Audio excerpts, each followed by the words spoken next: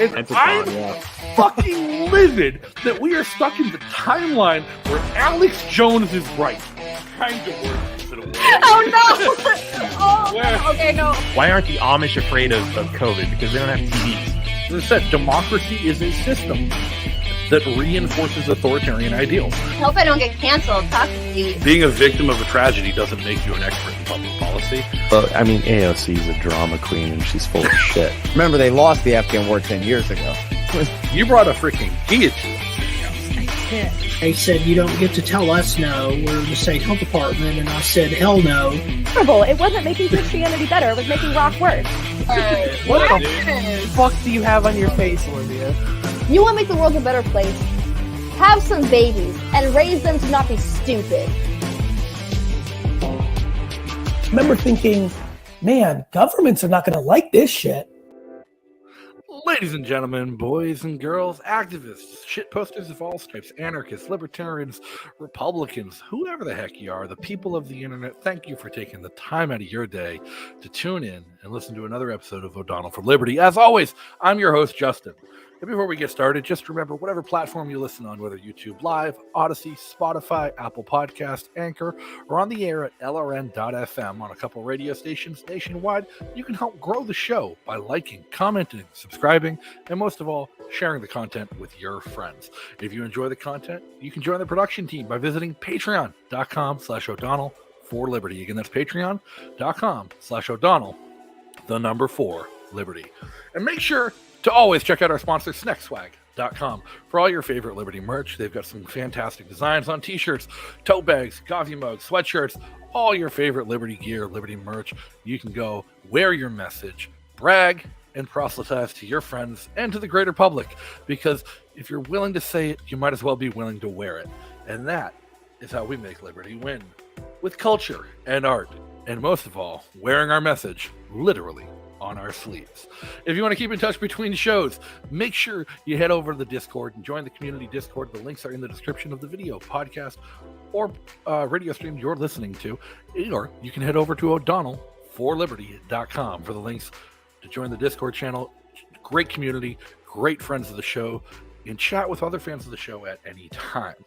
Now, what are we talking about today? There's a lot in the news. There's a lot going on, and there's a lot to keep us down as libertarians, but give us a reason to push forward and a reason to move forward. And just in the news in the past 24 hours, we've seen crazy things like Canada declaring martial law over protests and people exercising their freedom of speech and demanding a redress of their grievances to the government. We've seen conflicting news reports from mainstream media outlets banging and beating the drums of war, trying to encourage Americans to support war with Russia. Just this morning, Fox News and CNBC were reporting that Russian troops were staging for an imminent attack on the Ukraine, while at the same time, Sky News and Al Jazeera were reporting that the same Russian troops were finishing their annual winter training exercise off the Ukrainian border and were heading home. Which one's true? We don't know. It's up to the news to inform us, but the news clearly has an agenda.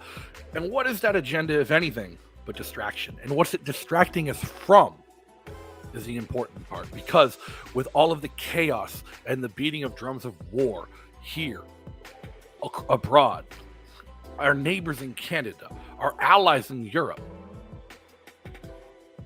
it's distracting us from the fact that we have an ever-present threat of tyranny right here at home, right here in the supposed freest country in the world, in the United States of America. What are we to do about it? And if you look at America, where KO is ranked the freest and least free states, California, our most populous state in the United States, our most represented state in the United States, our least free state in the United States. What's a libertarian to do in California? Tyranny around every corner, government growing with every breath. Nickolas Wildstar is running for governor to try and bring libertarianism back to the representation of the people of California. Nick, thanks for joining the show tonight. How are you? Fantastic, brother. Thank you for having me. It's an honor to be here to speak with you. I mean, as always, I always try and ask people the same kind of series of questions, especially when having someone like yourself on my show. I'm really hyper focused on people's path to liberty and the work they're doing to advance liberty in their lifetimes and make the world a better place. What was your libertarian moment? And I don't mean the moment that made you a libertarian, because I don't believe anybody really has that. I don't believe anybody has a moment that just makes them say, "Oh, I was fucking wrong. I'm a libertarian." It's a series like Jim Bouchard of Maine wrote a book called Crazy Angry Libertarian. The whole point of his book was he doesn't think anybody can ever become a libertarian. You always were a libertarian your whole life. It's fundamental about your personality, your values, and your core beliefs, where you always were a libertarian. But it sometimes takes a series of events or a building series of events to make somebody realize that they always were a libertarian. What was your path to liberty, and how did you get to where you are today? Well, I believe that statement is definitely true. We are all libertarians here in America, despite whatever our political party preference may be, or whatever political ideology. At the heart of being an American is libertarianism. I mean, even at a young age, when I got my first job and my first paycheck, and I look at it and I'm like, why am I taxes? What the hell are these? That, And my employer had to explain to me, well, everybody pays taxes, they take the money. I'm like, well, why? I mean, what do I get from it? I'm 14, But yeah, so I would say as an adult, every step of the way, just leading up until then, joining the workforce after high school and all of that, just seeing the effects that the government had on my own personal life and restricting my own freedoms. Here I am in California, in the state where, cannabis is legal. Back then, when I moved to California, it was in 1999. But California already had existing laws on the book that allowed an individual to exercise that right. Where I came from, Wisconsin, that didn't exist. So that was already liberating for me, coming from such a restrictive environment, But I would say the moment that I guess put me in the direction towards voting libertarian and finding out more about what the Libertarian Party had to offer was the 2008 election when Obama got elected. I was a Democrat hopeful, black man. I'm like, yeah, let's do this, man. Let's bring down the system, especially when he's talking about, getting money out of politics and the devastation that Wall Street has done on our economy. It's like, it doesn't take a genius to realize, what these people are doing with our money, the Federal Reserve System and, fiat currencies, etc. But it's wild to me because Obama, I was actually fully aboard Team Obama back then, believe it or not. So was I. Yeah. And the weird part was, for me, it was shortly after I joined the military, and I'd started to get disenfranchised real quick after joining the military. It's like, oh, this actually kind of sucks. And Obama campaigned on being the end the wars, close Guantanamo Bay, bring back the troops. I'm like, yeah, that sounds a little bit more stable. Like, I'll vote for that. That sounds better. And then 3 months after he got elected, people in my army unit were getting orders to go to Guantanamo Bay. I'm like, I thought that shit was closed. Right. Yeah.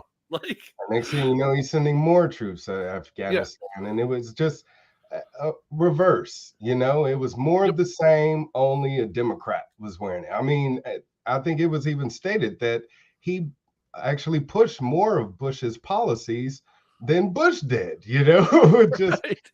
Drone strikes, he kicked that up a notch. I mean, the debt definitely just sent it skyrocketing. And that's what really pissed me off, is because as soon as he got elected, he took a $500,000 check from Goldman Sachs. He bailed out the banks. He bailed out the Sallie Mae, Freddie Mac. And he was the one that coined the whole too big to fail statement. So while we talk about it, people got to remember, Obama was the one that made this country, this economy, prop up every damn corporate industry, starting with the banking industry, and as soon as that happened, I knew that he was a sellout. I was like, I'm done. I'll never vote for another Democrat again in my life, But I was like, I'll never vote for a fucking Republican either, unless they actually put up one right that I can agree with, And so far, everyone that they kind of put up was not one that I agreed with, but one Republican did, Dr. Ron Paul. And the more I learned about him, I was like, okay, I think I found my guy, you know? So in 2012, I was actually campaigning for Dr. Ron Paul. I flew out to Tampa for the convention out there, the rally for him. I even joined the party, the Republican Party, so I could vote for him. You know, I wasn't an active member of the party, so I couldn't be a delegate or anything like that because, you know, they have their guidelines. You have to be a member for a year, et cetera, and all of this stuff. So I knew just the path to becoming a delegate would have been difficult for me, but I was an Occupy Wall Street protester, Occupy protester out here in California, and Ron Paul was my guy. So after I learned about ending the Fed, pretty much that was his rallying cry out in the streets. You know, Occupy protesters was carrying signs that say "in the Fed," you know. So it's ironic that those same damn people are now on the burning train, you know. Well, some of them woke up and some of them read it. So like I live here in New Hampshire, and the community I live in is largely populated by free staters, people who moved for the Free State Project, who ardent libertarians who believed in the mission of libertarian consolidation and taking over a state to proving concept. Like if we take over a state government, we can make it libertarian and give a proof of concept that libertarian ideas work. But it's not its entirety. We've had about 6,000 movers and people we can definitively say are free staters. I'm not even counted in that number because I didn't move for the Free State Project. I moved for work. Like I moved from Massachusetts to New Hampshire to reduce my commute and met this great community of people up here. But we also have a whole bunch of Occupy people who were met during that Occupy movement, who the Ron Paul Revolution folks managed to swing over and get on board with libertarianism. And now they're some of our most ardent libertarians who came from that sector. Did I lose you, Nick? Hold on. Hey, so it looks like we lost Nick. Give me a second. We're going to pop him out. Nick, rejoin if you can in the meantime. But to just talk about that, like the path to liberty is different for everybody. And for a lot of people, the path to liberty was Occupy Wall Street, which is something that we find mind-numbingly difficult to understand for a lot of libertarians. The people can't come from the left and embrace values of true liberty and true freedom, especially people coming from the left, from the Occupy movement, who now embrace the values of Austrian economics and economic freedom and human liberty. So it's something that we really do need to grasp, that there are people from every side and every facet of the walk of human life that come to the liberty movement. And Nick, when he gets back here, I want to ask him all about how he met those people, how he fundamentally interacted with those people, because they approach things so differently. And I hear stories from a lot of my friends who were at Occupy as libertarians and how the progressives had just such a different and wildly different culture, but wanted the same things. And that's one of the things I think that we as libertarians, when we're running for office like Nick does and Nick is doing, fail to do, is realize that there's a lot of people who share our ideas, a lot of people who want to accomplish the same things that we as libertarians want to accomplish. They just have a different path in how they want to accomplish it. They have different ideas of how they want to accomplish it. They want to work towards equity rather than equality, even though the outcome that they envision is equality. They want to look towards regulation to eliminate the evils of capitalism rather than deregulation to free the market to overcome the burdens of monopoly. Because the goals in the end result is peaceable, consent-based, voluntary, and mutual exchange.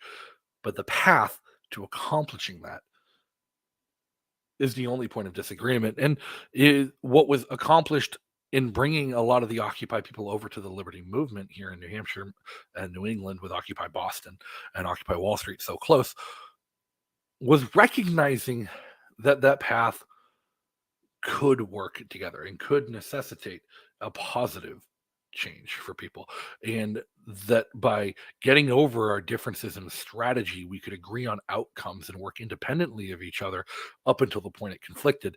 And when it did conflict, we've formed a relationship with these people where we're able to then move forward in peaceful discussion and debate, in not even a non-argumentative manner, to work together with people. And that brings them over, and that wins them over, and that gets them onto your side. So let me just shoot Nick. I just shot Nick a message. We're going to get Nick back on when Nick can get back on. I think he might be having some internet difficulties, or we may be having some internet difficulties. But if you were tuned in for the last episode I did, you know how bad the internet got, and Comcast did fix it. So we'll move forward. Now, for those of you, until we get Nick back, let's just bring up Nick's website, because this is what I wanted to bring Nick on to talk to you guys about tonight. This is where I think the path to liberty may stand. Is check out Wildstar 2022. You can learn about Nick's campaign. You can learn about what he's working towards, learn about what he's working for, and you can get involved, get information, maybe learn. Maybe you're not fully on board with a libertarian running for governor of California. Maybe you're really not on board with a libertarian running as a Republican for the governor of California. Nick, you back? Yes. I apologize. I have technical difficulties. My computer restarted on me. The government heard me talking about it's always the government. The next thing you know. No worries. I was regaling the audience with for everyone who tuned into the last episode where I had Tony DeRazio of New York on. I felt the same way. I thought the government was trying to stop us from talking, but it turns out it was just Comcast, not the government. So honestly, Comcast might be a bigger evil than the government. All right, yeah. So Comcast, and they do have the government in their pocket, so they're granted a local service monopoly by the government. And to me, right, when back to your comments about Occupy, I had mentioned everyone while you were away. I think Occupy and libertarians were destined to be bedfellows from the very beginning, because what Occupy saw as the fight that needed to be had is the fight that libertarians have been fighting for generations. We all agreed on the outcome, and the outcome was a market based on consent, voluntary, and mutual exchange. We just disagreed on the path towards that. Whereas we wanted deregulation and more free markets, they wanted more regulation and the crushing of monopolies and corporations. Exactly. Yeah. So I mean, who's there? So your cell may be losing signal there, Nick. What's that? Now your signal's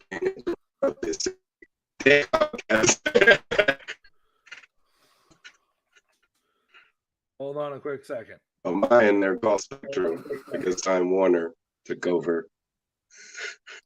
Yeah, so the cable monopoly. You still with me? I'm with you. You keep breaking up a little bit on I got you. Okay. So, no, so the cable monopolies are a big thing to me, and they're a big indication of how our economic structures have incentivized a perversion of capitalism to be away from what any libertarian would define as capitalism or free market-based economics, where government has granted service monopolies to private companies, where you have Comcast, who operates in large swaths of the area, Verizon operates in large swaths of territory with zero competition, and the government has decreed that they have a service monopoly in that area. So they treat their employees like shit, they treat their customers like shit, they charge outrageous prices, and they don't allow for competition. And I think that perversion of capitalism is no longer a free market capitalism. It is strictly fascism and tyranny. Yeah. I couldn't agree with you more. I mean, that's what's happened pretty much all across the country, thanks to these zoning laws. You know, it's granted territories for these corporations to pretty much dominate. I mean, I remember using Clear, which I guess was a subsidiary of Sprint. And I loved their service. It was like $25 a month, man, and unlimited internet use. And I mean, it was like the best ISP service out there, pretty much in the area. But I don't know what happened, but since they were using Sprint's towers, they ended up having them phased out and took over the territory, just like AT&T, just like Verizon. You know, it muscles out the smaller guys. So how does it leave open the opportunity for, you know, some of these smaller companies that want to have an opportunity to grow? I mean, I'm surprised Metro PCS made it as far as it did, because, you know, some of these, was that Metro PCS is owned by Sprint. Metro PCS is one of Sprint's subsidiaries that markets itself as a cheaper alternative, that specifically markets to disadvantaged minority communities as saying they're the alternative for people who are lower income and can't afford the service of Sprint. But at the same time, it's just Sprint, and Sprint has found a way to capture another market share with the exact same product just by rebranding it and charging a little bit less. Straight Talk does the exact same thing. They're Verizon. Cricket has done the exact same thing. They're AT&T. Yeah, these guys are smart. I mean, who can blame them, though, when it comes to a business decision? If the smaller businesses is pulling in as much, you know, a certain number of customers that you were never attracting with the products you provided, then why not, you know, provide them with an offer that they can't refuse? And it happens all the time in the tech industry. We see it happening, you know, with Facebook, pretty much buying up every smaller competitor. But I think that's just the way of business. What ties our hands as a consumer is when they get involved with policy creation, you know, and having the supposed public representatives do their bidding, you know, to create this monopolization on an industry. So it's happened with cannabis as well. It's happened pretty much with everything, the automobile industry, you know. So if we really do want to live in a free state, in a free market economy, then we have to look at those policies that are preventing innovation. And I believe you wanted to talk about my Phoenix initiative before. Absolutely. And the goal of that is to get rid of those restrictive policies like occupational licenses. You know, it makes no sense for someone that's doing, you know, cutting your grass to have to obtain, you know, a license to do so, or cutting your trees, or cutting your hair. You know, it makes no sense whatsoever, especially when the people that are usually in those industries that have the best skills to provide were professionals their entire lives. You know, some of them were born into it and have been doing it longer than they ever had the license. So it's really just a piece of paper, and it prevents, again, smaller businesses from having the opportunity to be developed, especially when they got to obtain a license just to be in business. I mean, it's ridiculous. So one of the craziest things to me about COVID, and how COVID just absolutely wrecked and destroyed the economy for 2 years, put hundreds of thousands of people out of work, people desperate, couldn't make rent, couldn't make paychecks, and just shuttered businesses left and right, is that when lawmakers in Congress started to brainstorm on how they could incentivize a economic comeback to save us from COVID and to fix COVID, a lot of their responses was, we're going to temporarily get rid of some regulations. We're going to temporarily rescind some of these licensing requirements. We're going to make it easier to do these business practices temporarily until the economy is recovered. And libertarians and conservatives, and even a lot of progressive liberals who hated monopoly and big government and big corporate structures, hopped on the trend of like, fuck, make it permanent. Like, why are we doing this temporarily? If everyone can agree that these changes are good for people, good for business, and good for the economy, why are we saying from the get-go it's temporary? Exactly. I mean, one of the biggest, I guess, shockers of that here in the state was allowing businesses to deliver alcohol to your front door, you know, temporarily, right.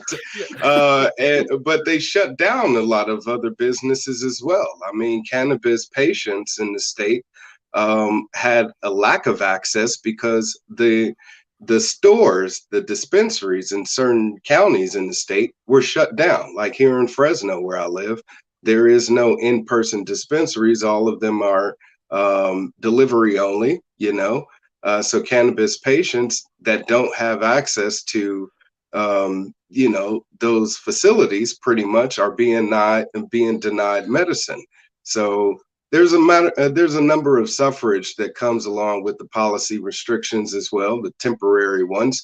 And of course, since they've been on the books this entire time, I say, why not just wipe them out entirely? You know, instead of increasing taxes, which they've done in the state here, why don't we eliminate those taxes, at least temporarily, like you said, to allow taxpayers to keep that money in their pockets to help their families, you know, especially when they're struggling to pay their bills and, you know, buy food now, since it's double, triple the price they used to pay before this whole pandemic began. So I think one of the best ways to stimulate the economy is, of course, to let people keep their own money in their pockets instead of putting it in governments. Yeah, so we've always championed the idea that people know best how to spend their own money. People know best how to manage their own lives. People know best how to make decisions that impact themselves, how to better themselves, better their lives, and better their situation, because the reality is they care more about themselves than anyone else. And like, the reality is, no offense, Nick, but I care more about me and my family than I care about you and your family. So I'm going to make decisions that better and improve my life and my family before I make decisions that are going to improve you and your family. And I hope that you feel the same way. And I hope that you wouldn't then use government to try and improve somebody else's life at the expense of somebody you don't even know. Exactly. I mean, I wouldn't want government imposing their desires upon me, just as I wouldn't want to impose my desires upon you. And like you said, I don't know how to run your life better than yourself. So as a public representative of you and that choice, that decision, I have to make sure policies reflect that. Unfortunately, we have lawmakers in the state and the governor that feels otherwise, you know, or else we wouldn't have these restrictions on our liberties. You have children now being told that they must wear masks in classrooms, and are even pushing forward with legislation to have them expand the vaccination laws in our state. I mean, even before the coronavirus crisis, we had laws in the state where children, as well as professionals, whether they be in the healthcare industry or educational, work in education, that they had to be fully vaccinated. And that meant being up to date with your flu shots at the time. So now they're trying to expand that to include also the mRNA COVID shots. So the booster hell, as we're calling it, because we never know when it's going to end. And somebody pointed out to me the other day, is the funny aside, is like, it was no shock when they started to come out and said you're going to need more boosters, because they marketed this as a vaccine with 2 shots, but it had 4 lines on the card. like no comment there. Yeah. I got a strike on YouTube for talking about all of this, and I want to prevent you from experiencing the same thing. So, yeah. Okay, so you have 6 platform planks on your website that you're running your campaign on. You have economic revitalization, criminal justice reform, homelessness, community violence, Phoenix Initiative, and the New Gold Deal. And the crux of the matter, the Phoenix Initiative is basically just a COVID recovery economic plank, which is an incredible COVID recovery economic plank. That's a really good idea, good moving forward. But the thing to me that sticks out is like your 3 planks that aren't economic. Your 3 planks that kind of deviate from what the Mises Institute, more Rothbardian and right-wing libertarians think of as the standard, the gold standard, economic recovery and deregulation. That's what libertarians always campaign on. That's what every libertarian has spewing out of their mouth at every moment, whether they're running as a Republican or running as a libertarian or as an independent. It's always deregulate, open the free market economy.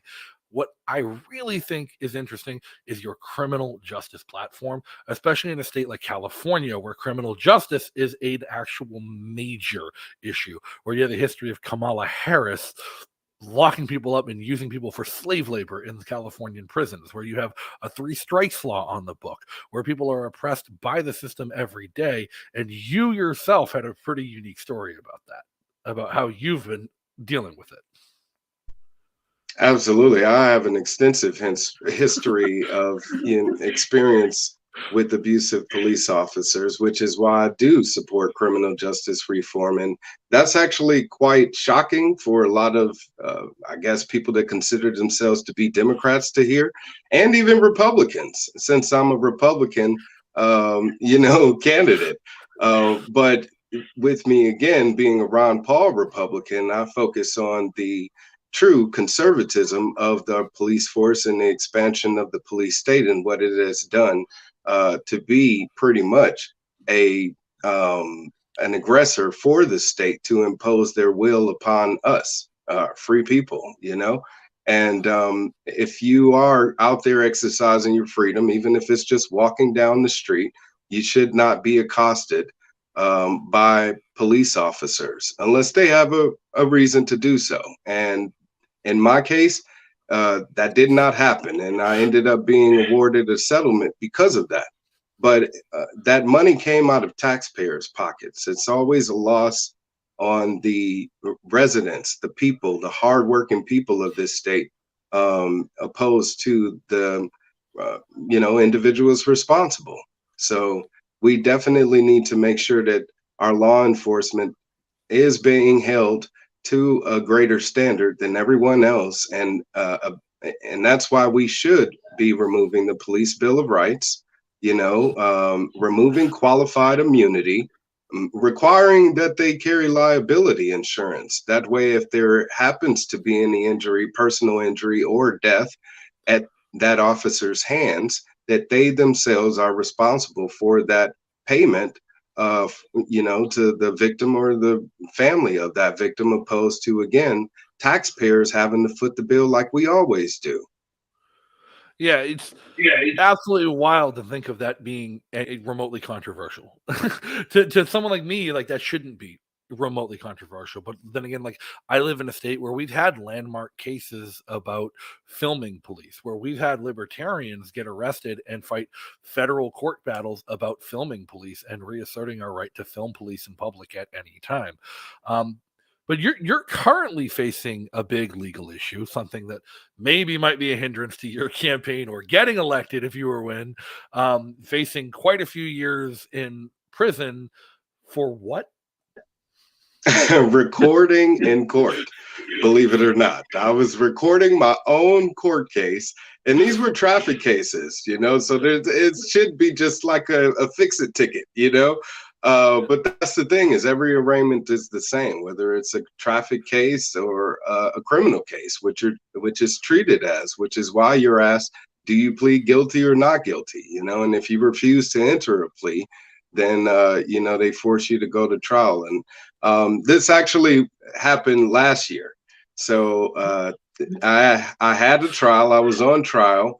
I was facing 6 years. Thankfully, I was not charged so severely, but I was found guilty, and I was sentenced to 40 hours community service. I had to pay like $700 in fines, and spend a year on probation, which at this point should kind of be over with. So I'm in the free and clear at this point. But yeah, going into the recall election, I was looking at that possibility of facing 6 years in jail, county jail, for during a pandemic, over recording in court. This should really just highlight the absurdity of the California criminal justice system, like, because it wasn't like even a criminal case. It wasn't even a high profile case. It was a traffic case in traffic court you're filming. And I think people were forgetting, like, there's a judge in Rhode Island. He's a traffic court judge who has a TikTok channel and an Instagram channel where he posts funny clips and highlights from his courtroom every day. Yeah.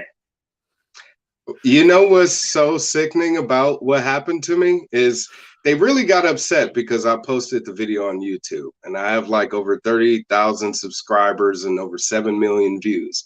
The views came from viral videos of me, you know, challenging judges in court, or, you know, actually doing what I did, recording in court. So I have previous videos of me doing that, or me being pulled over by a police officer, or whatever the case may be. But they didn't like that I put this particular video online, and that's why they prosecuted me for it. And I sued them. The Walking While Black, that was really what did it. So I believe that the district attorney and other prosecutors in Orange County at that time kind of had it out for me, and that's why I ended up getting charged with contempt of court, is what it was. But yeah, what's funny is they actually broadcasted my trial on YouTube while I was being put on trial for putting a video on YouTube. So you talk about hypocrisy, man. There's a similar case that I've been following where it's a woman in, I think she's in Louisiana, and she has no stake in the case. She's just a family court reform advocate, and she spends all day during the lockdowns, while she's had nothing else to do, trolling the internet to find publicly broadcast family court cases from different states and bringing them up and streaming them and doing commentary on them about how fucked up the family court system is and how they're stealing children from their parents without due process and due cause. And she stumbled upon a really intricate case in Texas. And so it was publicly broadcast, so on the state of Texas's YouTube channel. And so she started restreaming it and doing commentary along with it. And that started to go super viral. And people started sending emails to the judge complaining about it. And he issued a warrant for her arrest. Are you kidding me? That's unbelievable. It's disgusting what's going on. And a lot of people don't realize how truly corrupt our supposed justice system is. I mean, for these people to be able to just abuse their power of authority and create arbitrary laws like this judge in this case, you know, it's completely unconstitutional, you know, and that's what they take an oath to uphold. You know, these are sworn officials to the Constitution, and if they're not upholding you know, the rights therein, then we, the people, have a grievance, and we got to do something about it. I mean, if everything is supposed to be on the record anyways in a courtroom, then they shouldn't have any objection against us making our own personal record for it, you know, especially in this day and age when everybody has a cell phone, and, you know, there's police officers, again, abusing their authority. And when that happens, they're able to be held accountable because of that video. And a judge is no different. You know, they're an officer of the state. So, and on a criminal justice line, and just barreling down more into the criminal justice reform trajectory, I think one of California's biggest criminal injustices, in my mind, or as an outsider looking in, one of the biggest public problems with California's criminal justice system is the mistreatment, misuse, and abuse of prison labor. Now, you're running for governor, the chief executive of the state, but it's historically and typically the attorney general who deals with the prison systems and these systems. What can you as a governor do in California to address the blatant, systemic, oppressive abuses of slavery in California's prisons? Well, believe it or not, I actually am proposing total reform of our criminal justice system, including our prison system, which I would actually like to privatize. Our governor banned that in the state, but when it comes to our county jails, they're overflowing. Our governor was actually sued because of that. So when it comes to housing criminals, and recently he's went on a spree to just release as many different offenders as possible, even if they are violent offenders. And so their criminal history isn't even being taken into consideration, or else if it was, then they'd be properly imprisoned.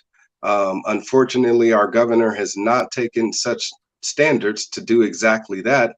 And that's why we do currently have those serious offenders walking among us at this current time.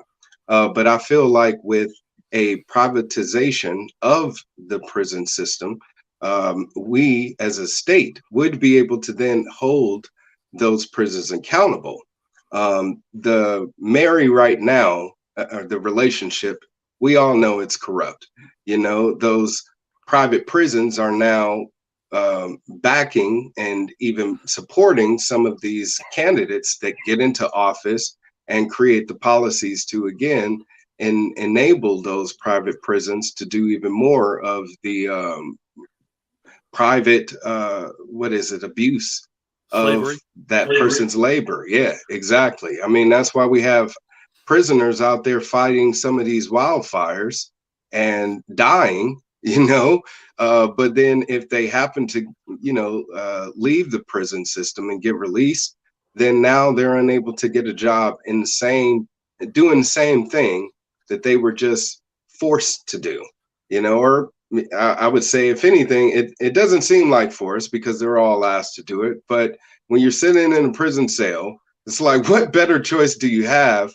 And then you're not paying them any wages. It's like slave wages. And you're not training these people the proper training. You're pretty much just giving them a bucket and an axe and saying, go out there and put the fire out, So I believe, again, if there was a separation between the state and how it imprisons people, then there would be a greater responsibility on the state to then look over the conditions of those prisons. And if there happens to be a failure there, then guess who's really responsible? The state.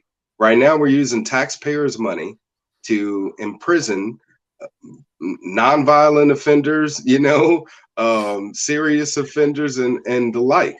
But when it comes to our criminal justice system, we have one that's really operating off of locking them up and throwing away the key simply so they can continue to make money. It's monetized. Even a traffic violation, if you want to call it that, because you're exercising your right to travel, and you shouldn't have to obtain a permission slip from the government just to do exactly that. So if I buy a car, it's my own personal property. I should be able to operate it, and do with it whatever I choose, as long as I'm not harming anybody. Same as if I want to go and out fishing or, use my firearm or whatever the case may be. I shouldn't have to get permission from the government to do so if, again, I'm not hurting anybody. If I do, there's consequences that comes with that naturally, So for people to think that the laws are what prevent us from being violent with each other are absurd, because if that would be the case, we wouldn't have violent among us and people who abuse those existing laws even still. So I waffle on it, and the idea of private prisons versus public prisons. I'm not going to say you're wrong. I'm not going to say you're right, because I have changed my mind on this subject so many times. And I don't think there's even a consensus amongst most libertarians about whether or not prisons should be private or public, because we talk about privatizing everything, but then the reality sets in. Private prisons are a financial, you're creating a financial incentive for the imprisonment of other human beings.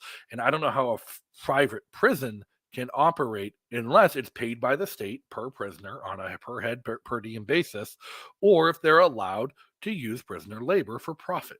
And that profit incentive and that profit motive will inherently incentivize private prisons to find ways around abuse laws and abuse prevention, and to structure and hide their abuse to maximize their profit and maximize their gain, or just create insurance or create financial systems where they don't care if they get caught, because the fine for getting caught is less than the profit they're making by doing it. And the reality is, the private prisons that we do have in this country utilize the fact that we don't have a truly representative democracy or even a truly representative republic in which our legislators bear responsibility to the people or bear responsibility for their actions, and they're usually for sale to the highest bidder. And these private prison companies and are giant mega corporations who have hired lobbyists to pay off legislators to create more crimes, to incentivize the imprisonment of more people for their financial profit. And in fact, it's a matter of public record and known as fact that private prison lobbyists were behind many of the mandatory minimum sentencing laws that Joe Biden pushed into place when he was in the Senate. Well, you just pointed out everything that had to, it stemmed back to government, those corrupt government individuals, right? Right. And that's the problem, is they're the ones propping it up and continuing. Like you said, these private prisons are pretty much hiring lobbying firms to go out and do their bidding and create a cozy relationship with these district attorneys, with these prosecutors, you know, and of course with the elected officials. So I would say, if anything, those fines need to be heftier. You know, those sentences for abuses, it needs to be there. It's not right now. It's pretty much non-existent. And if there were laws in the state that said, hey, if you are a private prison and you're going to be, you know, employing these individuals to do whatever the case may be, whether it's fighting fires or making clothes or whatever the case may be, you need to pay them a proper wage, you know. And I think right now, of course, with there being a argument over what that is, with this $15 an hour minimum wage law that we have in the state, that hasn't benefited us in any way. But creating a trust fund for these individuals to where, when again they get out of prison, you know, if they have a life sentence, of course, that's not going to happen. But some of these people have children, you know, other family members that they could create a trust fund for. So I think, if anything, the prisoners need to be protected like any other union, and be able to have those union rights and be able to lobby themselves for whatever wages they feel like they should be able to get paid. They want to get paid. Now, you say someone's in prison for life, they can't get out. That's not going to happen. Why not? You're running for governor. You have criminal justice reform is such a major part of your platform, and most of your proposals are incredible and great steps forward for criminal justice reform. Even if I disagree with private prisons, you've at least thought it out, which is something most Republicans who say private prisons haven't done. But why not look at retroactive sentencing reform? Why are a lot of these people in California who are in prison for life on the 3 strikes rule for nonviolent offenses? A nonviolent offense shouldn't have somebody in prison in the first place, in my opinion. A victimless crime shouldn't be putting someone in prison in the first place, but it is, and it does. I'm going to pop up your other screen. Well, why are we looking at people who are in prison for life on nonviolent offenses, keeping them there? Why not make it a priority, especially if prisons are overcrowded, to get them out? I apologize. Say that one more time, because I was. Why not make it a priority if our prisons are overcrowded, to do retroactive sentencing reform to somebody who's in prison for nonviolent offenses under a 3-strike law and there for life? Get them out, put them back to work, get them back in the economy. Don't make them a burden on their neighbors. Somebody who's in prison for selling small amounts of marijuana 10 years ago when it was a felony, get them out, put them back on the street, get them a job in a dispensary. Why don't we look at retroactive sentencing reform to reduce the population? And I know you said you had an issue with Governor Newsom just letting people out willy-nilly, but that doesn't mean a serious review can't be done to let people out who don't belong there in the first place. I completely agree with you. He hasn't done that over the people that have been put in prison over cannabis. And that's actually been a recent protest by activists here in the state, because those people are still in jail. Why hasn't he released them? And that's, like I said, there isn't any investigations being done, any type of queries or research into someone's criminal past, or why they're in jail to begin with. And if the 3 strikes put them there, and it was, offenses that were nonviolent, then that needs to be eliminated completely. So I completely support that. As governor, that is exactly what I would be making sure that state officials were doing. But retroactively making, or would you say retroactive pay for them? No, retroactive sentencing reform. Just get them out. As far as fair pay, I think the problem with fair pay in prisons is going to be a constitutional argument that the proponents of prison slavery are always going to have over us. And I think we do need an amendment to the U.S. Constitution to amend and change the text of the 13th Amendment, because while the 13th Amendment abolished slavery, it has a very specific exemption that says unless you're currently in prison for committing a crime. Yes, absolutely. The 13th Amendment definitely needs to be, nullified, I would say. But I wouldn't go that far. We don't want full-blown slavery to be legalized. Well, this is the thing, is it doesn't really say that it abolishes slavery. If anything, if you read the text of it, it says it expands it. And that's why we're all tax slaves to the financial system, and we're treated by classification, a tax classification, white, black, all of that has to play into it also when you go into looking into the history of its establishment, which is why, again, there needs to be if anything, a constitutional review by constitutionalists, a constitutional panel, which there hasn't been, I believe, since forever. Each state should have one, and we don't currently in California. But I believe that the reconstitution of the state would be necessary at some point. It's a matter of getting the people of California on board with that and having them understand why that would be necessary. And I think it comes first with an exposure of what the abusers of the Constitution have done under, the guise of that authority.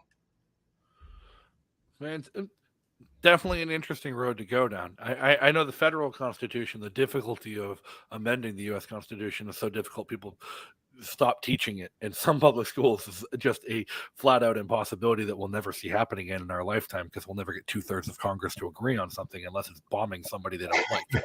But well, we should have government in school anyway. I mean, if taxation was voluntary and parents were able to pay for whatever school directly, instead of here in the state, the state again taking property taxes away from everyone, even if you don't have kids and they're not in school, or you have grown adults, as kids, then you're paying for a service that you're not even able to utilize. Why not let people, again, keep that money for themselves, to let them use it for whatever they need first and foremost, and for parents to make those direct payments, in which case now they have more authority over school choice and whatever curriculum those schools choose to teach. So you mentioned property tax being the problem there, and I will agree. Property tax is the problem with a lot of things. I think property tax is one of the most egregious taxes that exist, because property tax is the tax that says you don't own anything. Because if you don't pay your property tax, we're not only going to take your home, we're going to put you in jail for occupying your own property. And that's so egregious to me, because it's also the one property tax that you can't opt out of. Property tax, you cannot opt out of. Sales tax, I can engage in agorism. I can trade with friends. I can engage in local labor. I can buy things in secondary markets without paying sales tax. Income tax, I can work off the dollar. I can work for cash. I can work under the table. I can do voluntary contracts with friends for work, and I can not pay income taxes. But property tax, even if I don't own property, if I'm renting from someone else, I'm just paying their property taxes. You cannot opt out of property taxes. It's the only tax that is truly compulsory, and you have no option to opt out whatsoever. Whereas the other taxes, the options to opt out might be really inconvenient or really burdensome and difficult for people, but they exist and they're possible. Now, another big platform plank you have is homelessness, which is a huge rising crisis in California. And I think property taxes contribute a huge deal to homelessness, especially when you have things like rent control in your major cities that don't allow landlords to charge appropriate rents for higher end apartments to cover their own property taxes, that you end up seeing no incentive to rent, no incentive for low income housing, no incentive for new development and new building, that you end up with skyrocketing homeless populations. Is maybe property tax reform a path towards solving homelessness, not just in California, but even nationally? I know I talked to Daniel Miller a couple of weeks ago. He's running for lieutenant governor in Texas. His main platform is secession. They're trying to get Texas to leave the union. I know there's a similar movement in California. I want your thoughts on that too. But they're working on a plan and a proposal that's already passed constitutional muster, that's already has sponsors in their state legislature, and is getting ready for implementation and study to abolish property taxes in California. Do you think that's in Texas? Do you think that's something California could follow suit on? Absolutely. As governor, I actually plan on suspending collection of all taxes, including property tax. It sounds absurd, and a lot of people are like, how can you do that? Because where would government get its money from? Government has tons of ways to make its money, and that's why I actually support providing or offering naming rights to some of our state property. The Larry Sharpe plan. Exactly. Actually, I said it before Larry Sharpe. Okay. All right. You got that from me.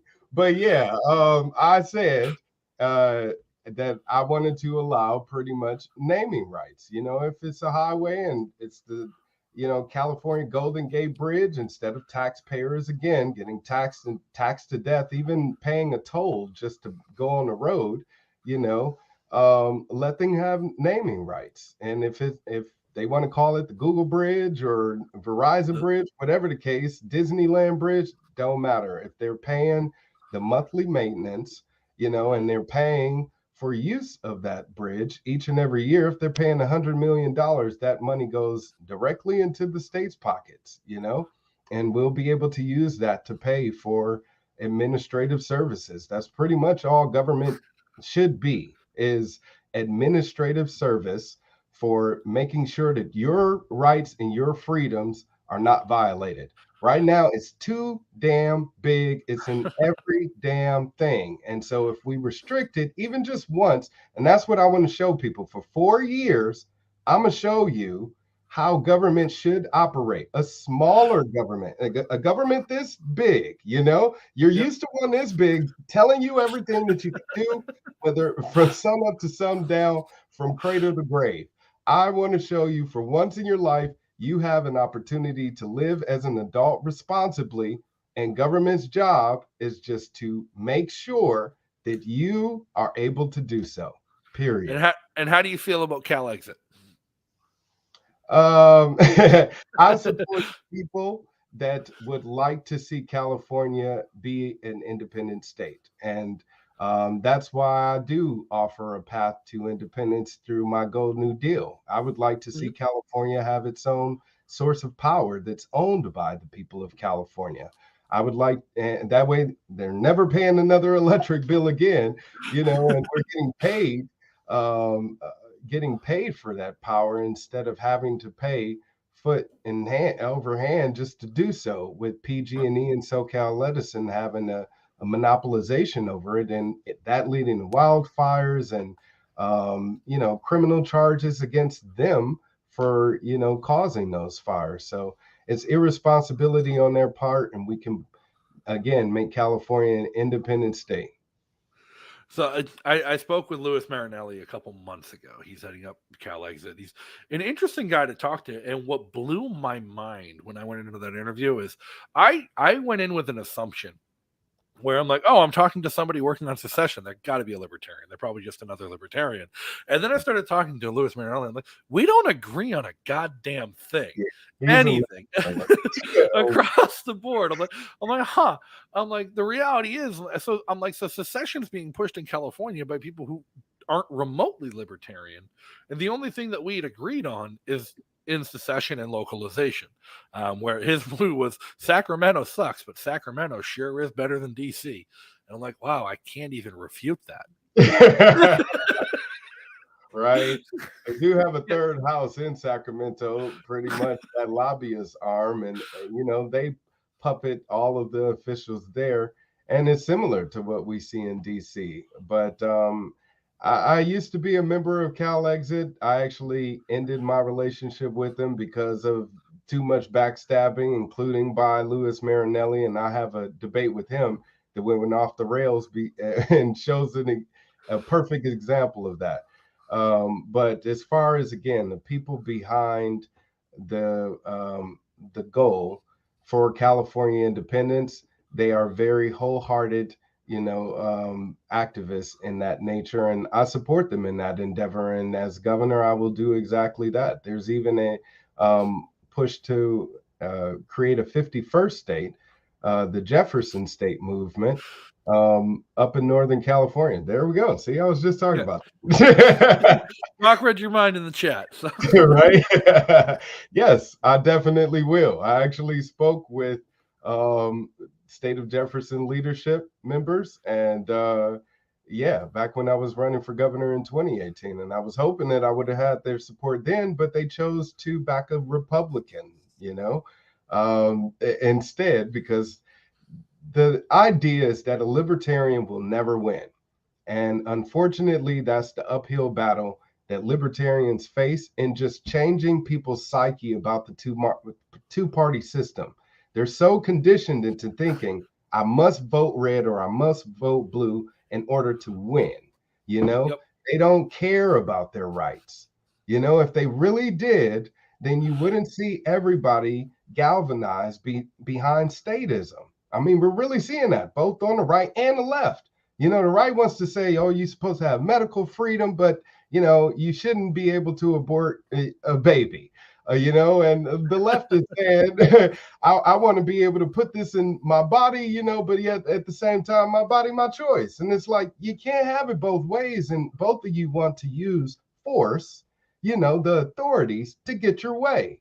And it's like when the left does it, the right shames them, but yet they back the blue. And then now you have this, what you were talking about happening in Canada, where you have the authorities out there. And here in America, going out to eat at Applebee's and having, restaurant goers being dragged out simply because they're not wearing a mask. When are we going to stand up and say enough is enough, together, unified? Heidi Briones, she's a former progressive candidate. She ran for Congress in Portland, Oregon, like super, super lefty progressive, who after COVID has started to lean more and more libertarian and realizing that government is the problem, and has become a really good friend of us.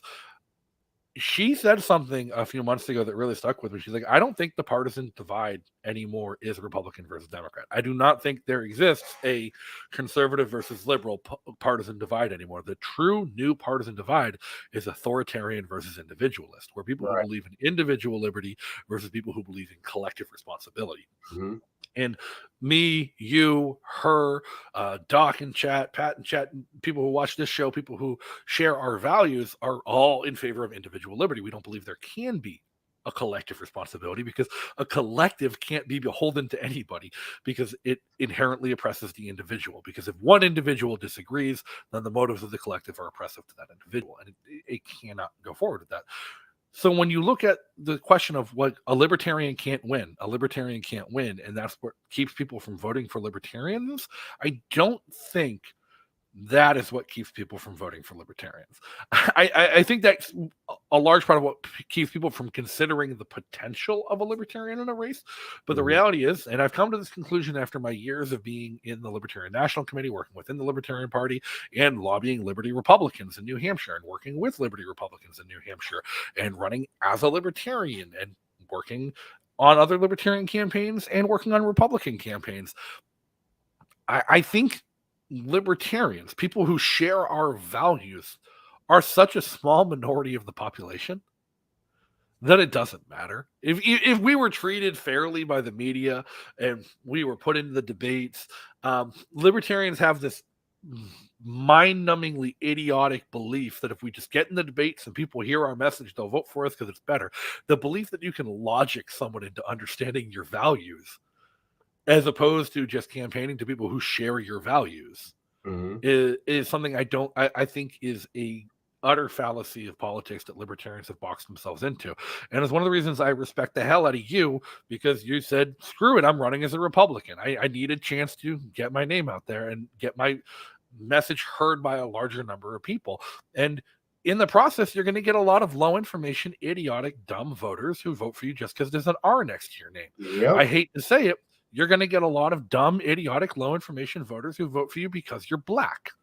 Yep. And you're going to get a handful of high information voters, like a small number, who know that you're a libertarian and will vote for you anyways, even though you're running as a Republican. And that gives you a chance. Some. I said a small number. But that gives you a chance to put your libertarian views and policies into effect. And that's the big identity crisis within the Libertarian Party right now, is where do we move forward? Like, do we hyper-focus on nonpartisan races where libertarians can have an active and immediate impact in the daily lives of their neighbors by getting elected to the school board or budget committee, and it doesn't matter that they're a member of the Libertarian Party? Or do we waste tens of thousands of dollars running somebody for U.S. Senate with a goal of winning the election and going to D.C., where even if lightning struck in a fucking bottle and you caught it and you won, you're now one of 100 with no influence and nothing to accomplish? Whereas here in New Hampshire, we have more libertarians in the state house in New Hampshire than are elected nationally elsewhere combined. It's just a lot of them have a little R next to their name. Right. And a good number of them are members of the Libertarian Party. They don't go around bragging about it and promoting that fact, but they just do the work and get liberty accomplished. And exactly. That's all that matters, man. At the end of the day, I could give a damn if it was a Republican, Democrat, Libertarian, Independent, Green, whatever you want to call yourself. If you get in there and you do the job according to the founding principles of this nation and your oath of office, that's all I care about. And just know that I'm watching, and that's what I want to let state officials know as governor. As my job is to make sure you're upholding your oath. You violate that oath, then it's my job now as, what is it, the executive chief of the state, to now make sure that you're held accountable for your crimes. So that's a violation because it's called treason. You have no oath of office at that point. And unfortunately, it's happened time and time again. We have a governor that feels like the Constitution doesn't apply to, us as Californians, and his oath of office doesn't apply to him, as well as the parameters of that Constitution, So if he's not doing his job accordingly and pretty much acting as a tyrant at this point, imposing mandates that he won't even follow himself, what was it? He went out to the state championship game where the Rams were playing the 49ers, and he was there without wearing a mask. And right now in California, up until today, actually, we had a mask mandate that was extended over 2 months by his declaration. So we need to make sure that these people aren't abusing their authority and are being held accountable. So it starts first with the governor. If he can't do it, then who can we call? All right. Hey, so before we run out of time, before we end the show, I got one final question for you. And this is a question from chat, question from a live viewer, Keith C. Governor, please define libertarian. Your own words and what it means. I'll expand on it. Define libertarian and tell everyone what liberty means to you. To me, it's the live and let live. It's the golden rule of life that we all know, and you shouldn't have to say that's libertarianism. That's just the natural law and order of who we are as human beings, So as long as I'm doing, living my life and not doing anything to harm you, and not violating that, non-aggression principle where, I'm employing others to go out and do harm against you for me, then I should be left to be free to live my life as I choose to.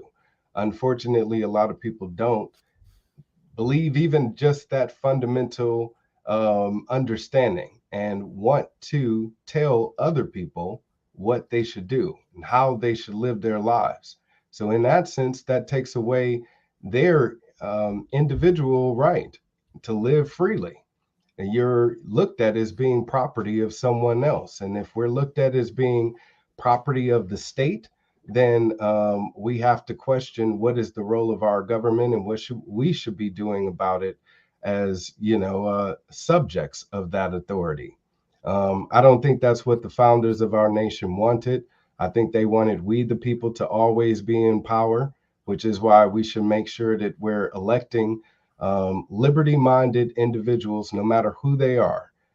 If it's a R next to their name, or a D or L or G, or whatever the case may be, make sure that you are properly vetting them and then giving them your support, and of course, financial support helps, especially when you're a grassroots candidate. So donate, definitely. Thank you so much for coming on, Nick. This has been a great show.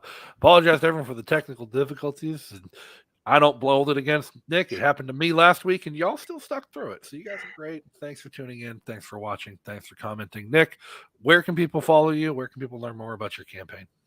Right there, Wildstar, 2022.com. Please definitely check it out.